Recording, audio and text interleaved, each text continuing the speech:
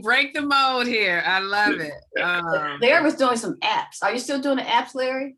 You better believe I had to do a little pivot, but I'm starting back again. Mm-hmm. Hey, I love it. Well, we have a couple of comments in the chat, and I think it's really helpful, Patia, as you think about the content. Michelle is talking about how to market, and she really wants to understand all the marketing sources step by step. If there's something that can help her as she sets up the sales funnel, that might be really helpful to go through. Deja said, hello, she's on 2 calls, LOL. That is our reality today. So definitely don't get off mute, but you are more than welcome to type in stuff, and we'll get to your comment as quickly as possible as you're multitasking. And I think from what Patia has shared, you will see some different techniques and tools that you can use for selling online. And I think the perspective that she will provide us today will be really instrumental with you understanding how to do it from a small business perspective as well. So I think that's really good. Well, you guys, it's 11:04. I just want to jump in and welcome those who are on this call right now. We don't want to make you wait any longer. And I want to welcome those who will listen to this recording after we actually get off of the call. You are in for a dynamic conversation. This is Sell Online with E-commerce Tools. I will say, my name is Yolanda White.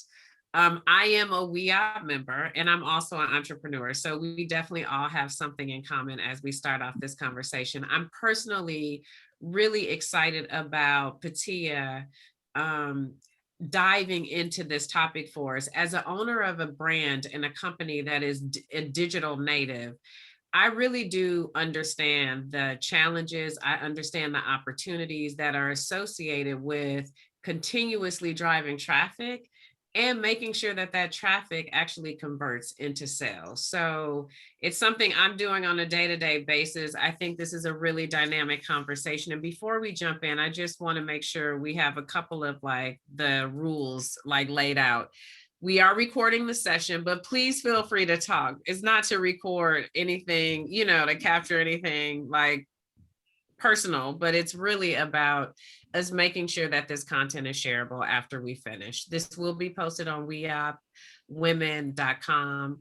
And it also will be, I think, posted on YouTube as well. But if this isn't posted, there's other videos that you should definitely go check out on the YouTube station for WeOp from past events. We will keep the chat open, so please feel free to type in anything. I'm basically working for Patia this hour, so I'm gonna let her know whatever comes through the chat. So we definitely want to hear from you. And it's really important just to highlight that the magic of these conversations and events actually happen because of partners. And so the partnership that WeOp has been able to establish with Google has been one that's really instrumental in us diving into a deeper understanding around selling online. And there is a program, Grow with Google program, that WeOp is a part of.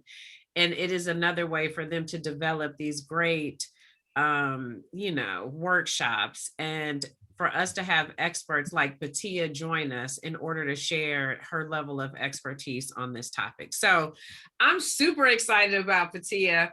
I had 10 minutes with her, maybe 20 minutes before you guys actually jumped on to hear from her. And I think, one of the things as Grow with Google has sponsored this workshop, and they're helping us learn how we can better sell our products online. I think you'll see that the discussion really is one that will be broad, because it's one that will work from what are some of the tools you could use, as well as some of the techniques that you can put into place in order to deliver successful selling online. So I'm really excited about that. And there's more stuff that you can find on Google under the Grow with Google, just so that you can dig a little bit deeper. But I want to talk about Patia for just 2 minutes. Give me that. This woman is one who wears multiple hats, and she is one that multitasks with excellence, I would say. But really what I share with her is that at heart, she's a marketer, and she understands how to tap into the hearts and minds of consumers, but do it through the platform of digital, which I am in awe of. And it's not easy. It's something that requires both the intuition and the science working together most effectively. She is a strategist. She's a principal of her own business, which is the Stylista Group. It's a boutique digital firm. It's located in NYC. She's having great weather in New York right now, so I'm super hyped about that. But really, all of her knowledge that she's sharing with us today is backed with 20 years of corporate and entrepreneurial experience. And what makes her really unique, and I'm just bragging on you, is that she's been able to be partners with digital platforms that are instrumental to businesses like ours, you guys. So Constant Contact, she's been a partner for us. Of course, she's a Google trainer, as you will see as she begins to talk. And, you know, one of the things I think, you know, she's launched many things from websites. She's done stuff with Boston. I'm looking at a couple of notes here. She definitely has her MBA, which I do too, which is awesome. But I think all in all, like, she's established a platform that allows her to work with mid-tier to large companies. And she does this by establishing the relationship, building a retainer with them. And so what I think we'll hear from her is what are some of the core principles that they actually like execute against, and she'll give us some tips on how we do it as a small business. So Patia, we are very excited and honored to have you here today as one of our Google partners. And without further ado, I think we just dive right in, my friend. Absolutely, absolutely. So let me share my screen. Okay, awesome. And welcome everyone. This is my second presentation with WeOp, so I'm super excited to be here, and hopefully we'll have many more, right, over the years. So like Yolanda said, my name is Patia Abdur-Razak, and I work primarily with Google partner organizations like WeOp in Ohio and New York State, but every now and again there's a special organization, and I'm not even really sure how Google makes this determination that's outside of my territory, that they're like, Patia, this would be perfect for you. So yeah, I'm happy to be to be assigned you guys, even though you're not located in New York State or Ohio. So this workshop is brought to you by Grow with Google. And if you're wondering what Grow with Google is a program that helps people grow their skills, careers, and businesses through partnerships with organizations like WeOp. So if you'd like to take a closer look at some of what's shared today, I will be following up. I'll be sharing it with Antoinette. This presentation is brand new. It's only a couple weeks old, so you guys are lucky you've seen it. You're one of the first organizations to see it. They're still working on what they call a follow-along guide. And so this presentation has a one-pager, which I'll also share, but the follow-along guide is really intended for you to sit down at your computer, and it's like several pages long. And in addition to the presentation, actually go through steps for setting up a really robust e-commerce profile. So as soon as it's ready, they're still tweaking it because, like I said, the presentation is new. I will send that as a follow-up so you guys can have that as well. And if you're wondering how you really use it in conjunction with the presentation, on certain slides, you'll see little call outs that say reference the follow along guide, page 10. And so as you're sitting down afterwards, you'll be able to actually see where you should be paying attention to the follow along guide. Okay, so that's for later on. A little bit more about me, as Yolanda shared.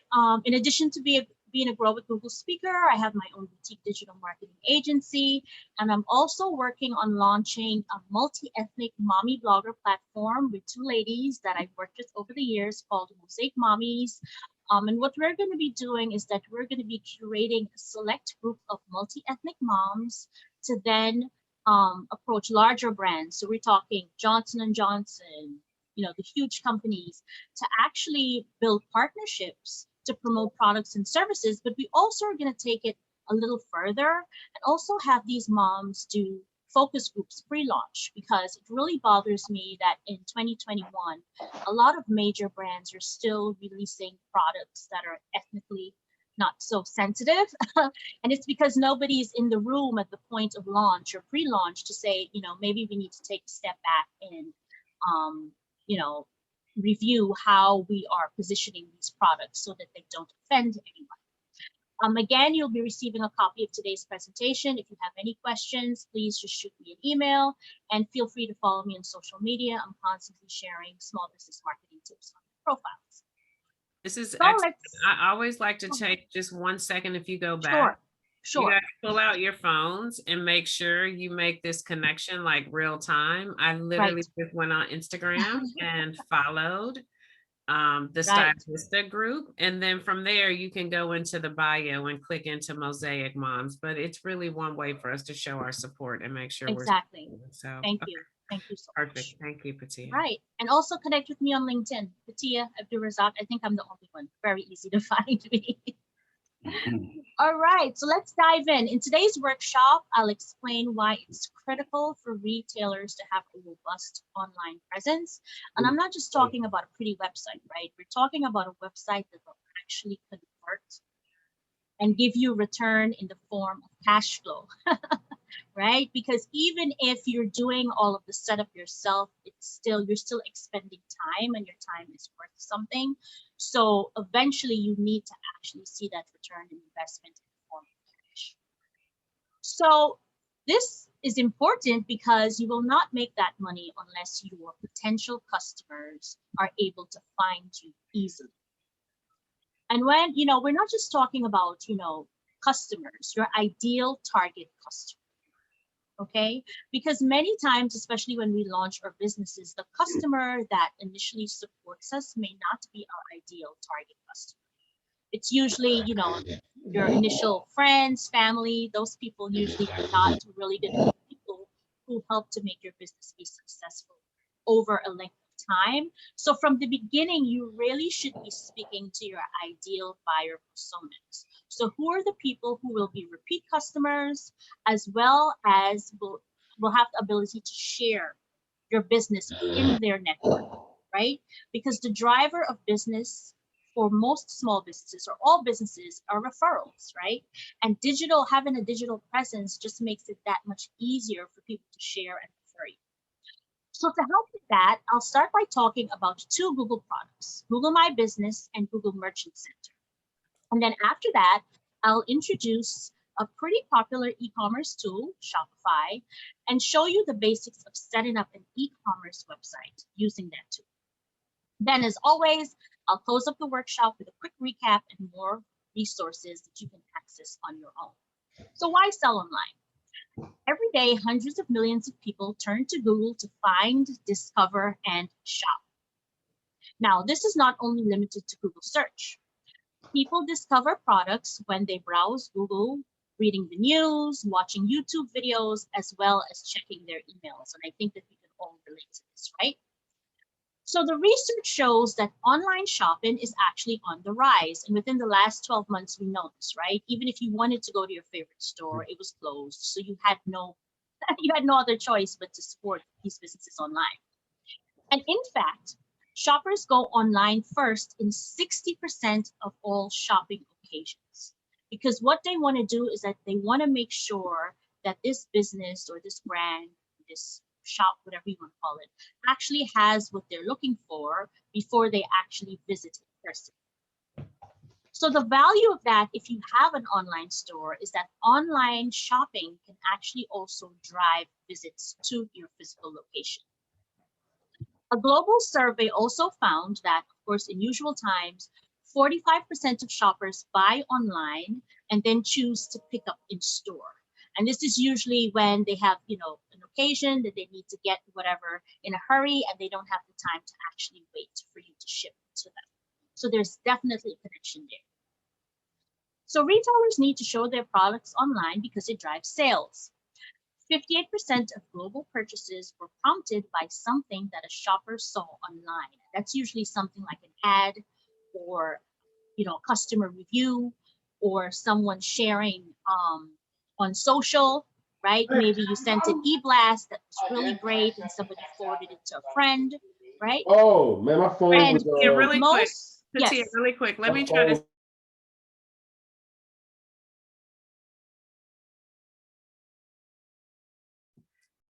Thank you, Stacy, for going on mute. If anyone else, if you're not on mute, just put your phone on mute really quick, just in case there's any sudden, outburst. Right. Okay. Thank you. Go ahead. You were going to say something, Yolanda? No. This is great. Oh. Keep going. Yeah. Okay, I thought you were gonna add to what I was saying. Okay. Additionally, 46% of shoppers confirm inventory online before visiting a store. So again, the connection between online and offline is kind of like hand in hand. So the takeaway here is that you need to get your products online even if you're tracking actual sales offline. All right. And then again, of course, in these times, you really don't have a choice. So, did you know that the average online shopping journey has over 140 touch points? And Yolanda and I were kind of talking about that before you guys joined us. And one of the things that I was saying to her was that, you know, you can spend a lot of money on Google ads, social media ads in sort of a one-off promotion. Click here to buy or click to enjoy 20% off. But one of the main goals of your online advertising, whether it's social media advertising or Google ads, YouTube ads, whatever you're doing, should be to build a really strong email marketing list. And this is so because 140 touch points, meaning even a qualified buyer, unless they're having an emergency, needs to see your products several times. Okay, so they need to see it on Facebook and then possibly Instagram and maybe a review and maybe a newsletter. On average, the number we like to use in marketing is 7 to 12. But as you trace your customer journey on an e-commerce site, you will actually see that a lot is going on between those 12 major points. So 140 touch points. Now, what is a touch point? Each touch point, so each interaction, influences what people buy and who they buy it from. So what that means is that they're not only doing research about your specific product, they're also doing some comparison shopping. Okay, so they may go back and forth between websites, analyze different ads, maybe even read customer reviews. Like I don't buy anything online unless I read reviews. Because how many times have you seen an amazing garment and then you buy it and it comes and it looks like absolutely nothing like the picture? So before I buy anything online, I'm definitely reading those reviews to see what other customers like myself who have actually bought the product say. Okay, so things like that are considered touch points. Okay, so this slide lists some touch points on Google where US-based consumer interactions can happen. So they include things like Google search and images, business profiles on Google, the shopping tab, shopping ads, and experimental places like Google Lens. I myself have not used Google Lens to check out products, but I'm sure that there are people who are. Okay, so how do you do it? How do you get your products to appear on Google? And of course, Google is not the only search engine, we know this, but it is the major search engine. So that's why we tend to focus on Google. But the other search engines like Bing and the rest of them pretty much operate the same. So let's start with the importance of a business profile on Google using the tool called Google My Business. How many of you on the call have a Google My Business profile? Anyone? Okay, Yolanda does. I can't see anybody else. Let me just scroll over. People are hidden. Okay. All right. So for anyone who isn't familiar with Google My Business, here's a really quick overview. Google My Business is a tool that lets you create a free business profile on Google. And this business profile helps your business to stand out on search and maps. So if you have a brick and mortar location, this becomes really important for you. Google My Business is an option for businesses that make in-person contact with customers, either at a physical store or in a specified service area. In this example that we're seeing, the featured product is the Essential Spices Collection. And here, and this is pulled from this business's Google My Business profile, you can see a product photo, name, and price range. When you click on this photo, more details about this product is revealed. Now, in order for you to be able to list products and build out your Google My Business profile, you have to either create or claim your business profile on Google. And then you can do really cool things like add videos, do tours of your store, and we'll talk more about that in a few slides. Now, many businesses aren't aware that they actually have a very basic profile that already exists on Google. So what you should do is go to Google and search for your business name and see if anything pops up.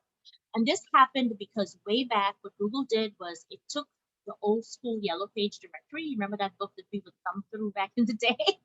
And they uploaded any existing business listings that were within those yellow pages, right? So the great thing about that is that the profile may exist. The not so great thing is that if you have not claimed and updated that profile, the information may be really, really outdated. And that happens to a lot of people, like, oh my God, that was my phone number 20 years ago. Well, you have to claim it and update the information, right? So before you can use many of Google's products and services, including the business profile, you need to be signed into a Google account. And your Google account is your one point of access for all Google applications. Now, if you have a Gmail address or you have a business that uses Google Workspace as their corporate address, then you have a Google account. You can also register an existing account. So for example, if you have your email at mygreatstore.com and you don't want to set up a Gmail account just to have access to Google products, you can also register your unique email address, company email address, by just going to google.com/accounts and connecting that account to Google, and you can gain access there. Now, if you already created a business profile, be sure to use the same email address to sign into Google My Business, right? Because it's just one point of access. If your business or employer uses Google Workspace, you may have an email that doesn't look like a Google address, so it will not say @Gmail. If you're not too sure about this, just usually check with your IT department or whoever set up the email for you, and they will actually tell you what the deal is. So for today's workshop, I'm going to assume that everybody has access to Google, because you can't do any of this unless you do. And what we're going to do is we're going to go straight to google.com/business to get started. So this is how you are going to actually access and make any updates to products that you would want to showcase on Google. So you're going to google.com/business. And here you will see that we have screen I'm sharing is that way. So if I'm looking that way, that's why I can check it out. This is the dashboard that you're able to manage your product uploads, your posts, your reviews, and also get insights into exactly how your business profile is performing. So here we're going to actually edit our products. So to do that, you would just click on the product editor, and you will just simply follow the steps to upload your product photo. You would enter the product name and create or choose a category. You'll also have the option to include a price range, description, and a button, very, very important, that links directly to your e-commerce site, because that is actually where the conversion happens once they click to your site so that they can purchase. So remember, when everything is about a call to action. There must be a clickable action that then leads your potential customer to the next step or to the next touch. Okay, now when you're adding products, you should allow a few minutes for newly added products to show online. But in the meantime, you can preview how your product will appear by clicking See It on Google. And so even if it hasn't really been uploaded yet, as the business owner, you have that option. And when you click See It on Google, you will actually get a snapshot of how somebody on Google will see the representation of your product. And if you don't like it, you can just simply delete it and keep uploading and tweaking until you like what you see. Okay, so this is what that same product in the first picture looks like when you click on it from a business profile on Google. Now, when you hit that Learn More, you see there with the website icon, clicking this button sends you to the product page on the Spice House's website. So the important point here is that even if you're found on Google, you should be using this opportunity to drive traffic back to your website, because that is where the conversion happens. Now, the question I usually get is, how much does this cost? Too good to be true. Absolutely nothing. There's no charge to add these products, okay? And there's no charge when these products are clicked on. We're not doing advertising yet. This is all free, okay? So if you don't have a Google My Business profile, as we move on, definitely need to set it up, definitely need to make it as robust as possible, and make sure that if you're adding products, that you're doing it in a way to drive traffic back to your website. One more point about that.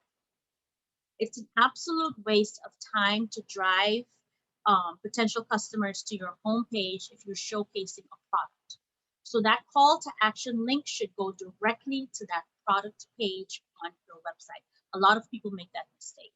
If they're interested, they will click around once they're on their website to see other things. But think about it. Everybody's so busy. We don't have a lot of time these days. And even I have done it. Like I click on a link saying, oh my goodness, great pair of shoes. I have a thing for shoes, like all women. Great pair of shoes. And I click to buy, and then I'm off on a blog or something. I'm done. I move on. As opposed to having that click send me straight to the shoe page where I can just select my size and check out. And then if I'm interested after I make the purchase, of course, I look around to see what else they have, right? So Patia, I think this is really good if you have products. Right. Do you think the same holds true for service-oriented businesses? Is there any insight you could provide around that? Yes. So for starters, just to clarify, Google My Business can be a little tricky for service providers because if you're kind of like limited, you have to actually interact with people in person, even if you don't have a brick and mortar location. You have to indicate that you meet them within a certain geography to even qualify to have a Google My Business profile, right? Also, if you're strictly online, Google My Business doesn't work for you because then you're missing that key search and maps part, right? So there's no actual location to drive traffic. But to answer your question, it can absolutely work for services as well. You can, describe. So I do email marketing. There's no real picture that I can show. I can just describe it, but then I can send them to a case study download of an email, right? I can send them to schedule a consultation, right? So you have to know in terms of your funnel what the various steps are that you could measure towards final conversion, right? So for me, it's never just a click and somebody, hires me. That's not how it works. But there are key things along the way that I could share about my service business that helps to move them along to the customer journey. So that was a great question. Yes. Thank you. That's awesome. Okay, so moving on to Google Merchant Center. So what about the other places on Google where products can surface? And of course, for this presentation, they're kind of focusing more on products because usually when people are selling online, you get the conversion earlier if you're selling a product online. So we're going to move on to speak about Google Merchant Center. So retailers use Merchant Center to make their store and product information available to shoppers across Google. So this is another special little product. Again, Google Merchant Center is free and you don't need to advertise to add your products there either. However, if you do want to advertise and show shopping ads on Google, you first need to set up the free Merchant Center account. And we'll talk more about that later. So what is Google Merchant Center? Many people aren't even aware that this exists. So Merchant Center is a free tool that helps you upload your store and product data to Google and make it available for Google Shopping, shopping ads, and other Google services, right? And so this is where you can find it. And again, this is one of the call out slides when you guys get the follow along guide. Page 6 on the follow along guide will give you very detailed instructions as to how to set up your Merchant Center. Okay, so you will add your products in one place in the Merchant Center. Then these products are eligible to appear in multiple places across Google. So not only the business profile. So let's take a look at a few places where they might be seen once they're added to Merchant Center. So first, products and extra product information may appear in Google search results. And now as you guys engage with Google, you will start to recognize these things. That's the value of like attending a workshop from this, because we all see it, but we don't know what we're seeing. We don't understand. So now when you go on Google, you'll be like, that company has a Google Merchant Center set up. That's why I'm seeing these products the way I'm seeing them, right? So Google's organic results typically include basic information, a title, a description, and a link. But some results show more, and now you'll know why. This extra information is called a rich snippet, and a snippet can really help a product to stand out. So again, we're using the Spice House. So this slide shows the Spice House's ground fenugreek seeds in the search results. It's jazzed up with extra information like a star rating, and that's called a review snippet. It also includes product details like price, and the availability of the seeds, which is very cool. So now we're just going behind, click here to shop. We're actually educating your potential customer. So how can you help Google add that extra information to your products when they appear on Google search results? First, you should talk to your website developer if you have one about adding what's called a structured data markup to your website. So in a nutshell, a structured data markup is a labeling system that's added to your web pages. And this label helps Google and other web platforms to automatically understand your site and pull key information like what we're seeing here for the spice description, like product data, and it pulls it directly from the code of the website. So that's a little technical, but any website developer would know what that means. So in this example, one attribute from Merchant Center is the product's availability. So this is key, right? Because you don't want to send potential customers to a product page where the product isn't available. That's also a turn off, right? And again, once you have that embedded in your website, this is displayed for free in the organic search results. So we can see from this snippet that we're looking at that the ground fenugreek seeds are actually in stock. Now, if you have a structured data on your website, it can be used automatically to update all your products in Merchant Center. All right, so that in itself can be an entire workshop, but we need to move on. However, the starting point, of course, would be to set up your Merchant Center and make sure that all of your products are correctly loaded. Next, products from Merchant Center can appear for free in the shopping tab for US searches. And so I don't know if any of you ever pay attention to that shopping tab right here when you do search. But if you don't, then maybe you should take a look to understand how this works. So you would just go to google.com, do a search for any product, and then click shopping at the top to see the search results. Or you can just go directly to shopping.google.com and check out what's shown there. You can also see products in Google Images. Again, you would go to google.com, do a search, and then click images at the top to see the results. And once again, you're not just seeing the image of the product, you're seeing the price, right? You may either see the availability. And so you're giving as much information as possible. And of course, all of these things are applicable to shopping cart.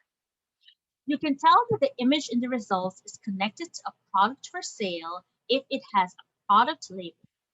And that's called a product annotation. And this label indicates to you that you can click on the product to get more information as well to buy it. So again, for those of you who don't have Merchant Center Shop Up, you've got a lot of setup. I think you have some homework to do because this is a great way to be found organically. Does anybody have any questions about that before I move on? Anybody here have a Merchant Center set up? I do not. This is okay. There right here. Donna said and she doesn't have one yet. And your business is perfect for this, by the way, Yolanda. So yeah, I'm definitely behind the 8 ball on this. Hey, you used a term earlier that I think most people. Oh, Donna says after today she's on it. Yes, I am too, my friend. We talk a lot about the sales funnel and how you want to bring consumers in, and the funnel gets smaller as you begin to convert people. Is there anywhere in this presentation you go through the actual sales funnel, or can you just explain that concept more conceptually, like that strategic like concept? Yeah, this is a good place to do it actually. And so the sales funnel, it's generally shaped like this, right? And so the top is usually brand awareness, right? People first finding out about your product. And that funnel is usually, it should never be overly wide. Like, so for example, I spoke to an beauty app that somebody is launching within the next couple of months. I'm going to use them to demonstrate this. I'm speaking to the woman. It's an amazing idea and it's great. And I say to her, "Who's your ideal target customer for this?" And she goes, "All women 18 to 65. Yolanda, as a marketer, that gives us a headache. I'm just like, oh God. No. I mean, conceptually, yes, but no. Let's narrow this down a bit, okay? So we're going to do some influencer focus group work for her pre-launch to really figure out in her 18 to 65 range where the sweet spot is, and we're going to launch at that sweet spot. So we're launching to that sweet spot. Say we find out that the sweet spot are women between the ages 18 to 25. And those are the influencers that are really excited about this. So when we launch, when we go to market, we're going to target on social media, wherever we can, some influencers, and we're just going to go really hard within that age demographic, right? So that's building top of mind awareness. Now, everybody within that initial exposure may not really, I mean, they may be kind of sort of excited, but not that excited. So we need to figure out who are the people, right, that engage with that first exposure, who we should focus on, right, to then begin to send email marketing messages, to begin to send discounts, right? So additional touches. And what happens is if the initial community is 10,000 people, right? As we begin to engage with them more, some people may unsubscribe, some people may just not respond. So the second set of the funnel is consideration. And how do you know somebody's considering your product? They start talking back to you. They ask questions, they ask for demos, you know, they ask for samples or whatever it is, right? So now the funnel is getting narrower. So now we started at 10,000, maybe now we're down to 5,000, okay? Now we need to figure out of those 5,000 people, how we're actually going to get these people to spend money, right? What else do we need to do? Is it a special discount? Is it an event that we do where we, you know, we invite them and we have a Q&A session or a demonstration? What is it? And as we continue to have these interactions, what we do is that we narrow the funnel down maybe to 1,000 people who are really, really qualified. And now we focus more on building really close relationships with them because now we want them to action. Okay, so it's brand awareness, consideration, right? And then moving all the way down to where your target audience actually interacts with you. All right, is that clearer? Does everybody kind of understand how it works? And at every different level of the funnel, the way that you interact with those people is a little different. Okay, That is was that clear very enough? clear. That was Fair great. enough? Thank you. Okay, thank you. Thank you, Yolanda. That was a great suggestion at this point. Okay, let's talk about Google Lens. So how many of you out here are familiar with Google Lens, and how many of you have tried it? When it just came out, I was very excited about it, and then it kind of fell off, but I guess there's still people who are using it. So with Google Lens, you can use your phone's camera to search in a visual way. And it's basically like searching with an image instead of words. So this is an example of an experimental place where products can appear on Google. So what do you know? Google Lens suggested similar photos from the Spice House's website, including links to the corresponding product pages.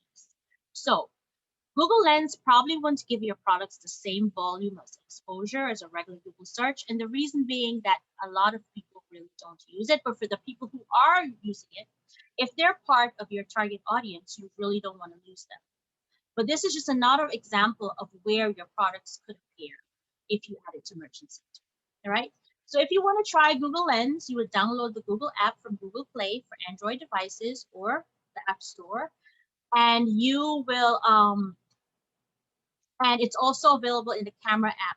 It's already on the camera app for Android devices, so you don't have to download it. And then you will be able to experiment with it and see if there are any products that come up in searches. It's kind of cool. All right, last but not least, Merchant Center helps retailers advertise products on Google. So you've probably seen shopping ads. We're all familiar with them. And they're more than text. They incorporate a product photo, a title, a price, store name, and much more. Now, shopping campaigns can be used to promote online and local inventory, right? That's where they're most successful. So local inventory ads help nearby shoppers within a geographical area know what you have in stock and potentially drive more sales to your business. So again, in order to run these types of ads, you need a Merchant Center account. So here's the basic process. Of course, you would create the account, you would add your products, and then you would need to connect your Merchant Center to Google Ads. And from there, you can create shopping ads to advertise your products on Google. So really quick overview as a review. You'll start by creating your free account. Next, you'll upload your products. You'll check to see where these products are appearing on Google. And you can also access the Merchant Center guide at, I'll put it in the chat, g.co/merchantsetups.com. I'll put it in the chat before we leave. And it can give you step-by-step directions. But this is the basic overview of how you can set up a merchant center. So Yolanda and the other person who said that they were going to do this, you have some work to do. Okay, so let's go through the steps. So we're in Merchant Center. We're going to assume that we're ready to do this. You sign into Google, of course, and then you'll enter all of the basic information for your business, including the name that's recognizable to your customers. This is a mistake that I see a lot of small businesses making, right? So no abbreviations, no, your name of your business should be consistent across all platforms so that your current customers can recognize you. And also the people at the top of the funnel that are just learning about you, you don't want them to be confused about exactly what your business is about. Also, you need to list the country where your headquarters is located. For us, it'll be the US, or the city or state where your business is registered. And of course, your time zone. And the time zone is important because that's used for reporting in terms of seeing where traffic is coming from and the time of day and that sort of thing. Now you will select the checkout options that apply to your business. And Merchant Center has 3 options. So you can select on your website, and that would mean that when customers see your products on Google, when they click on whatever button, they're actually checking out to your website to buy it. Selecting on Google means customers can see your products on Google and buy them from there. So that's also an option. In this case, if you don't happen to have a website, you could use a service called Buy on Google to complete the transaction. So maybe you're brand new. This is a good way, I would say, to get some really good data about products. Maybe you're brand new and you're not really sure what products will really sell, what the target audience is interested in, or you're in the process of building your website. So instead of waiting for that website to launch, you can just use Buy on Google, right? And get some really good feedback as to the products that your target audience is interested in. So this service, however, is still kind of in pilot, so stay tuned as more information. And finally, you can select as your local store. When I say it's in pilot, it means that whenever companies are testing newish products, what they do is they release it to a certain subset of customers first to get the feedback, and then they roll it out to everyone. So you may or may not, depending on what your situation is, how long your business has been around, and however they decide who has access, you may or may not have access to that. And finally, you can select at your local store. And customers can see your products on Google, but the call to action would be visit the store. Okay? And you are the best person to make the decision as to what is the best call to action for your specific business. Okay? So next, you can link Merchant Center to third-party platforms. And this can simplify the setup process for your account. So Shopify, of course, is one of the platforms that is easily integratable with just about everything, which is why it's great for smaller business owners. So we'll talk more about Shopify later, a little bit more, but it's definitely a platform that integrates with Merchant Center. And you can also add additional tools and integrations at any time.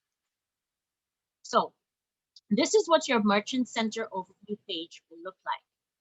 If you're just setting it up for the first time, the prompts are displayed at the top to help you to complete the setup. So you can't go wrong. So you would just follow exactly what they tell you and just complete it. The left navigation also includes products, which links to the area where you can add and manage your products, performance to view reports, and growth. And with the growth here, you can access suggestions for improving visibility and driving more sales. Okay, so you don't have to guess. They'll pretty much tell you what you need to do. If you selected the options on your website or at the local store, you must verify your website before your products appear on Google. And there are 3 ways to do that. You can use Google Analytics or Tag Manager, or add an HTML file on your website. Now, some of this may be a little technical, and so what I would do is if you have access to a great web developer who specializes in e-commerce, then they can help you. And why I say specializes in e-commerce is because Not because somebody builds and develops website that means that they understand how e-commerce works and they would understand these kinds of techniques. So a lot of people get caught up in that, you know, and not everybody is upfront. You don't want anybody learning on the job when you need these important tasks to be done. So make sure you ask the web developer, have you built e-commerce websites? Are you familiar with Merchant Center? Ask them for examples, ask them for customer referrals, because I find that a lot of small business owners, because you yourself don't know, you trust people that say that they do, and sometimes they literally don't.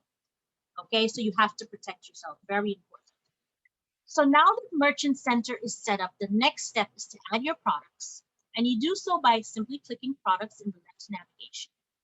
Okay, now you can add individual products, or you can upload multiple products. It depends on how much you actually have to. When you add an individual product, you will enter the information step by step. So some of the fields you would be asked for will be title, link, and price. Those are required. And there are lots of optional fields, including variants. So variants would be sizes, colors, that sort of thing. So if you sell products in multiple, you know, sometimes they're unisex, sometimes they're for children of certain ages, those would be considered variants. Okay, so products that are added individually must be edited individually. And you can do a combination of both, okay? So product feeds make it easier to add multiple products in Merchant Center. And I would say that if you have more than 20 products, you should probably go this route. So let's take a look at how you do that. So a product feed is a file that contains all of the information about the products you want to show on Google. The file includes information about your products called attributes. So to create a product feed in Merchant Center, you will start by entering some basic information like language. Next, you'll give the product feed a name. This won't appear on Google, by the way. This is for you. This is just for you to identify this later on. Then you'll choose how you want to add products to your product feed. If you're just getting started, one of the easiest ways to do so is using Google Sheets. So Google Sheets is a spreadsheet version, Excel version of the Google application. And so you would just set up your Google Sheets, and there's a template actually that's provided within Google Sheets, and you can just use it to do that. If you select Google Sheets, Merchant Center displays two options. And the options would be to use the template that I referred to or select another spreadsheet. You would choose the second option if you already had an existing product feed that is set up in Merchant Center. If you're starting from scratch, make it easy on yourself and just use the template that they provide for you. That's one of the great ways about these applications, is that they preemptively think of, you know, someone who may not have done this before, and they try to help. So this slide that we're looking at shows the Google Sheets Merchant Center template before products are added. So this is what it would look like before you add your products. There's a link with the instructions for creating your feed again, so you should refer to that first, as well as specific specifications that you should be thinking about. The detail on this slide highlights the columns in the spreadsheet. Each column corresponds to a product attribute. So if you already have an e-commerce site, you would be familiar with a lot of this stuff, right? So Merchant Center does have some specific requirements. And so, for example, for availability, you have to specify whether it's in stock, out of stock, or pre-order. And of course, that makes sense, because if these products are being presented across Google, like we saw in the example, you want to make sure that you're not sending people on wild goose chases. Okay? So once the Merchant Center setup is complete, your Google products can appear in many places, as we discussed before. Now, there's still an important topic we haven't addressed yet, which is how to actually sell the products on your own website, which is where most people start, right? It's very important. So many small businesses use third-party. Go ahead, Yolanda. I was about to say, I love all the tools you just set up. Like that in and of itself is like so much work that I even have to go do. And I wanted you to, we have like 7 minutes left. So I wanted you to talk a little bit about, I know people can definitely follow the step-by-step that'll come. But Right. like, before we get on to the other piece, and it's a lot more, how do you suggest, for us who are on the call, it feels like most people, like Donna's like, yeah, I got some work to do. How do you Right. suggest we go tackle this? Is it best to tackle it and maybe like give us some conclusion on how to tackle that part? Because I feel like we could continue doing another, like set up another training to do the remainder. But like, the way you've set it up is like, no, you really should feel pretty empowered to do this on your own as the business owner. But if you have a, web developer or something that can also help you, but give us some tactical ways you think we should tackle this and how we should approach it and what that potentially could look like. Yes. So for starters, I don't know how many products you guys really have. So the first step is to set up the merchant center, right? Because that's the only way you get the wide exposure. And then what I would do, so I have a small boutique client, and what she did to get comfortable for merchant center, and she did it herself actually, because during COVID, she was just like, I just have to figure this out on my own sometimes, is she chose like her best selling products. So the products that sell easily on the website, the products that have the best customer reviews. And I think if you approach it that way, then it doesn't become so overwhelming. So choose your best 5 to 10, or even your best 5, right? And get really comfortable with adding them to the merchant center, get really comfortable for the way they look and feel, get really comfortable for the reporting and what the reporting is actually telling you, right? And then once you're comfortable with those products, then over time, right, you can sit down and add the rest. That's what I would recommend, because that's what she did. She didn't just upload all 200. I mean, it can be really overwhelming. All 200 of our products. So I would do it in small batches, right? Get comfortable, see what the feedback is, understand how the reporting works, right? And then take it in stages. That's what I would do. Does that sound good as sort of like an approach for moving forward? That's awesome. Okay, Yeah, that's great. yeah. Otherwise, it can be very, very overwhelming because Let's there's a see. lot that has to be done. I know, Donna's saying, yeah, she would love another training too, just to kind of Okay. build some of this out. Because I almost felt like I could have my computer out and literally kind of Right, right. right, right. Um, since we have 5 minutes left, you guys, I don't know if anyone else on the call actually has questions or Right. Let's take some questions. yeah, or if Because I feel so the next half, which is the last half of the presentation, speaks about Shopify, which can be a part 2, if you guys want it, because we would definitely go over time. This one is a little longer than the usual presentation. So if it, let's take some questions here, and maybe we could do a part 2 to okay, kind that of sounds hone in on that. fabulous. Right. Any questions, anyone? You guys can unmute yourselves and talk to me at this point. No, everybody's shy. Okay, so Michelle says she can't get off mute because she's like multitasking. Okay, no problem. But she's a wholesaler. And so as a wholesaler, of course she has products, but are there any suggestions? Like I'm assuming you would suggest she still goes through the same process, but anything comes to mind for you as For her though, I feel like, I don't feel like people who do buy wholesale use Google as well. I feel like for her though, doing more targeted advertising direct to her ideal target customer would be the way to go, as opposed to just throwing things up in Google. Because I feel like the Google searches and things work great for the B2C, right? The retail market. Wholesaling is a little different. That's more relationship driven, right? It's a different kind of marketing. So for her, I would recommend doing more targeted ads, so that you place your products directly in front of the people who would be interested in buying at wholesale. okay, that's The great. strategy is always important in driving all of this. The tools are one thing, but if you're not using them with any strategy behind them, then you just end up spinning your wheels. I would totally agree. And then is there any strategy that you would recommend in order to ensure that the presence that someone has on Google translates into good reviews? How would you like connect that? Consistency, great customer service. I mean, unfortunately, you can't really control how people feel one way or the other, but just as the brand, if you always, and this is the thing, even if somebody gives you a bad review, I recommend that you use that as a learning experience. Definitely respond. Don't try to get it removed, and try to take the conversation offline. Yeah. Right? So that's the best practice. I'm so sorry you had this experience. Can you send me an email as XYZ at XYZ email address so that we can actually have a more in-depth conversation so that I can help you.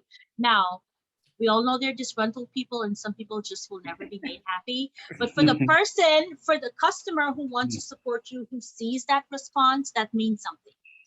Because it means that you as the brand cares enough to respond. That's great. So Donna has a question. What are the top 3 things you would recommend that we need to do in order to showcase our products on Google? Like, is it camera, apps, etc.? I would say starting with the Google My Business profile, because that is one of the main things that come up when somebody does search. Being aware of what the keyword searches are for your business or industry. Because most of us that are going on Google looking for whatever, like we search for using very specific terms. So you should know what your search terms are for your specific product category. And the way to figure that out is by using Google Trends. It's also a free tool. And you should also already have a hunch, right? You should know how your customers are finding you. And so what you do is that you put those phrases or those terms into Google Trends, and Google Trends will tell you the popularity of those search terms, how they're being used within geography, right? In terms of locations of the country, if there's any seasonality. So there are a lot of search terms that, like Christmas decorations, right? Nobody's searching for that now, right? Right. But come October, November, right. right, exactly, right? So understanding how your potential customers are using Google to find similar products and services is definitely key, because those search terms need to be strategically used in your product descriptions, on your website, on your Google My Business profile, and that's how you come up organically without paying. That's awesome. Well, Patia, I think you have done an amazing job helping us discover how to use tools that are literally free to us, Right. that are very under leveraged and underutilized, I think, for small businesses. And you make it sound so easy, but I'm sure we're all going to be pulling out our hair trying to figure out how the hell to do this. Right. So, right, that part. But I think, I represent everyone, and you can see in the comments, it's a lot of gratitude and appreciation just for you sharing this information. I think we will work with you in order to set up the part 2 so we can really spend the time around Shopify. Right. And for those who are using other platforms, there are still components that are very connected to what we're doing. The best practices are always the same for all of this. Okay, it just so happens that Shopify happens to be one of the most integratable platforms. And so for a small business who may not have the resources to really focus in and do a lot of technical things, it is a great choice. But from a best practice standpoint, it's always the same. Okay, that's perfect. So yes, Donna's looking forward to part 2. I think everyone's saying, yes, give me that part 2. Great. But you guys, thank you for attending. We want to be respectful of your time. It's 2 minutes after. You guys enjoy your day. And as Patia has communicated on behalf of WeOp, there will be a follow-up document that's sent to you so you could do the follow along, right, in order to go through the process. And I would say, we're going to try to set up some accountability so you definitely get that work done. So when you come back for part 2, you really feel like you've made some step forward. Absolutely. And maybe what we can do is start off part 2 with, for the people who have set it up, maybe some Q&A or some things that they had questions about, right? Yeah. Because I think that would add the most value, and then we just move on to shop. Oh, I think that would be excellent. So Betty, I see you on the call. Thank you, Donna. She's motivated to set it up. Yes, accountability in part 2. We'll definitely do that. Larry, thank you for being on. And it really was a great experience with Patia. And WeUp, again, thank you so much. for bringing these amazing resources to us and great partnerships in order for us to learn and be even more effective at running and building our businesses. So you guys have a great afternoon. Okay, You have too. a great Thanks Thank you. again. Thank Okay, you. bye-bye. Bye, Bye. everybody.